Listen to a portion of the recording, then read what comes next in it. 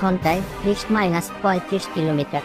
তবে আজ আবহাওয়ার কিছুটা উন্নতি হতে পারে। এদিন চুয়াডাঙ্গা শহরের শহীদ হাসান চত্বর সহ গুরুত্বপূর্ণ জনবহুল এলাকাগুলো প্রায় ফাঁকা দেখা গেছে।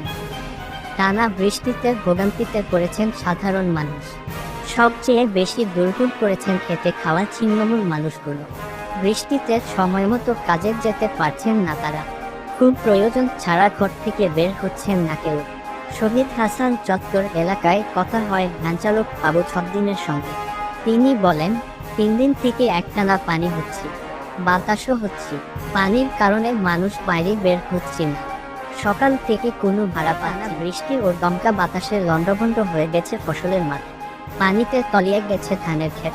কলা, পেঁপে, পান, শিমসহ উঠতি ফল ফসলের ব্যাপক ক্ষতির আশঙ্কা করছেন কৃষকরা। দামুড়হুদা উপজেলার নতিপোতা গ্রামের কৃষক মতিয়ার রহমান বলেন,